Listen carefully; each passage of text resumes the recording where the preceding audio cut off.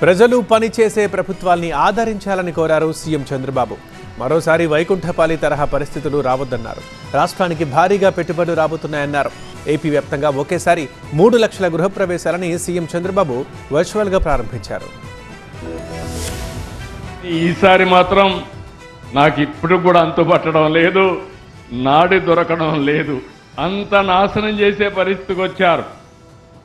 ఆర్థికంగా దివాలా తీశాం, అప్పటికితే ఇవ్వలేని పరిస్థితి తీసుకొచ్చాం. ప్రభుత్వ ఆస్తులు కూడా తాకట్టు పెట్టి అప్పులు తెచ్చే పరిస్థితికి వచ్చారు.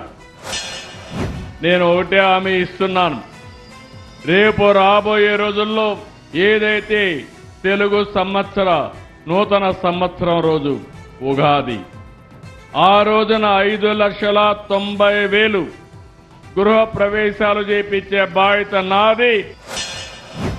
ఎక్కడ చూసినా గుంతలే, ఏ రోడ్డు చూసినా గోతులే. మళ్ళీ నాకు చాలా కష్టమైంది.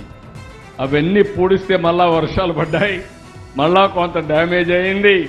అయినా కూడా ఆమె ఇస్తున్నా, నిన్నే ఆదేశాలు ఇచ్చా, 500 కోట్లు రిలీజ్ చేసి అన్ని రోడ్లు ప్రారంభించమన్నా బ్రహ్మాండమైన రోడ్లుగా తయారు చేసే బాధ్యత ఈ ప్రభుత్వాన్ని. 18 నెలల్లో 10 లక్షల కోట్ల రూపాయలు పెట్టుబడులు వచ్చాయి.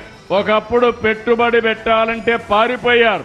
వాళ్ళందరినీ కూడా వెంటాడి వేధించి పారిపోయేట్టుగా చేశారు, భయపెట్టేశారు. నదుల అనుసంధానం నా జీవిత ఆశయం. నదుల అనుసంధానం చేయగలిగితే, రాష్ట్రంలో ప్రతి ఎకరాకు నీళ్లు ఇవ్వగలిగితే శాశ్వతంగా కరువు అనే మాటే ఉండదు. రైతాంగం బ్రహ్మాండంగా పనిచేస్తారు.